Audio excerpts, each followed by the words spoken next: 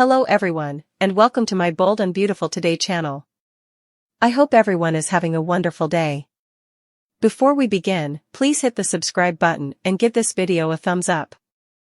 At Deacon's place, Sheila claims she's not a peril to Finn or his family and tells him Steffy looked her in the face and told her she wished his mama was dead. Finn thunderclaps, "Steffy is right, Sheila. You need to stay down from us and our family." Sheila demurs that she lives there with Cleric, minding her own business, and Steffy can come over and punch her in the face whenever she wants. "And I am the problem?" Finn hollers, "You shoved her first." He declares, "We're not doing this." Steffy tells Sheila she's not coming near her or her family again, and also they leave. Sheila, rankled, trashes a table in the apartment. B&B last murder suspects. Bold and beautiful. Sheila just inked her own death warrant. Plus, the rewrite that is total bull. Cleric suppositions they re not having sandwiches for regale and asks if Sheila is okay. She enthusiasms about Steffy coming into their home and attacking her. Nothing treats her like that and gets down with it.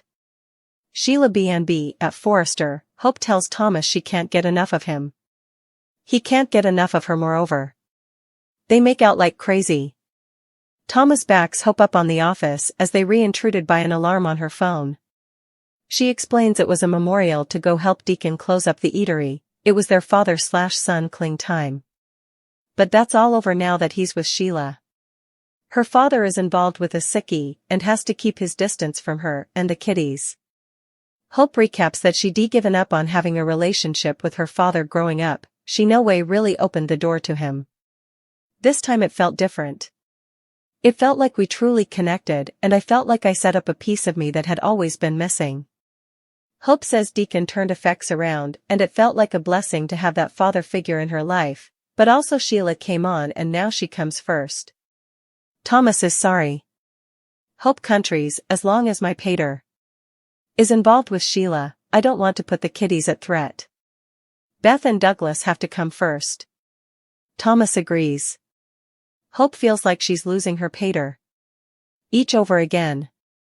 Hope Thomas B&B at the Precipice House. Steffy tells Finn she's sick and tired of constantly having to look over her shoulder for Sheila the sociopath. Finn asks if it's true what she said. "You told Sheila you want her dead." Finn B&B at Deacon's place. He tells Sheila to take it down a notch, but she feels she has every reason to be worried. She's tried hard to live a good and simple life. Cleric agrees she's been a model citizen. Sheila smothers that it doesn't matter because no bone wants to give her credit. Steffy can just barge through that door and do everything she can to keep her from her son and grandson. I am done with her. Who does she suppose she is? Is she just supposed to take it? Deacon says she had no business doing what she did, but warns Sheila not to make her right. Finn will take his woman's side every time. Keep your eye on the prize. Sheila grits, I am using all of my strength and tone restraint to not remind that whine of who she's dealing with. At the Precipice House, Finn asks again if Sheila was lying about Steffy wanting her dead. Steffy asks if he condemn her later each she's done to their family.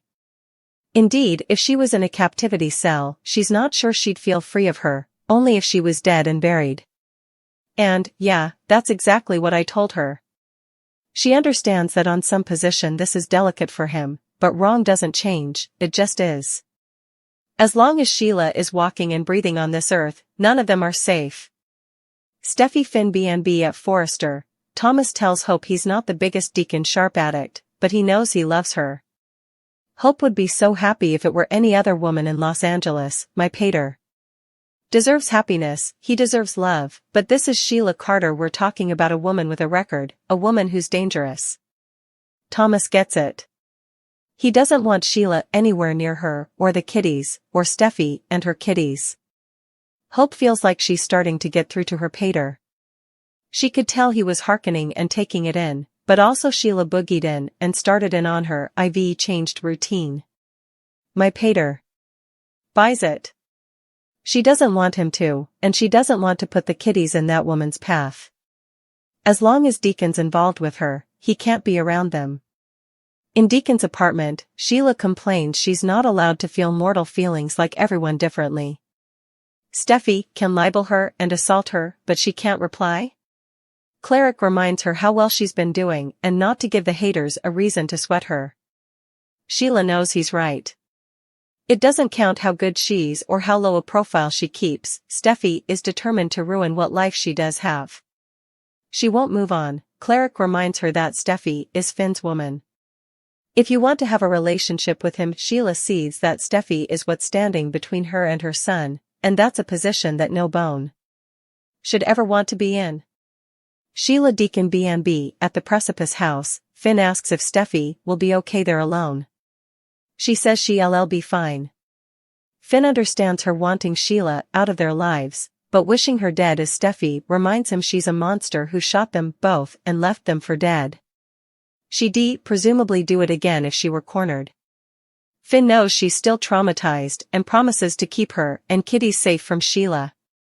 Steffy Finn B&B at Deacon's place, he tells Sheila he has to go down to the eatery.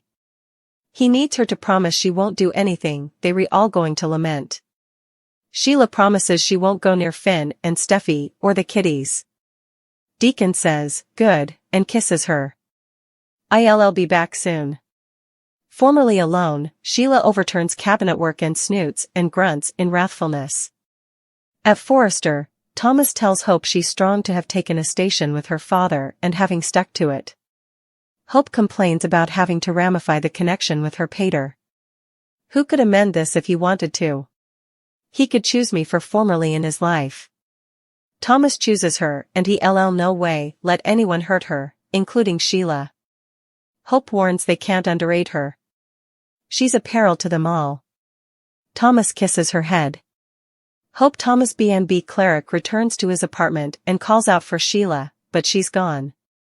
He takes in the capsized cabinetwork and groans, oh, please God no. At the Precipice House, Steffy holds an ice pack on her neck and tidies up toys. Suddenly, she hears a noise outdoors.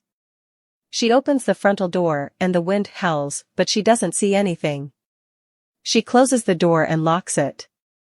Steffy hears another noise, this time out back, and goes to the yard doors to look out. She makes sure they relocked and also flashes to the firing in the alley. Looking outdoors again, Steffy checks the cinch on the door. In the backwoods, Sheila watches and murmurs, Steffy Forrester. Tonight you die. Steffy Forrester Finnegan may have overreacted when she saw Sheila Carter in the background of a selfie that Kelly took.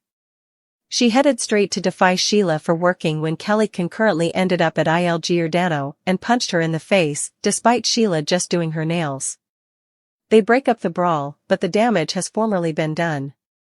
Finn takes Steffy home to compose herself and calm down while Deacon has to deal with the fallout from Sheila, and it's not a good script at all.